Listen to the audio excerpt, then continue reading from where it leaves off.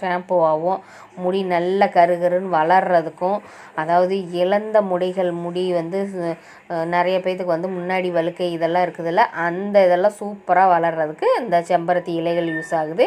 இப்போ நல்ல டீ தூள் கொதிச்சிருச்சுங்க. இந்த டீ தூள் வந்து நான் வடிகட்டி இந்த டிக்காஷனை வடிகட்டி வச்சுக்கிட்டேன்.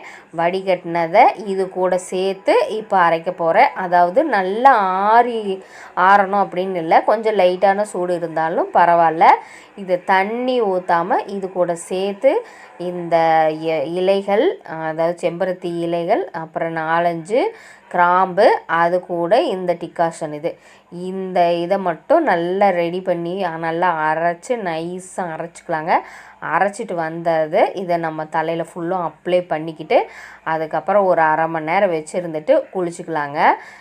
நீங்கள் இது மாதிரி வாரத்தில் ஒரு 7 நாட்கள் தொடர்ந்து பண்ணி பாருங்கள். ஸ்டார்டிங்க்கு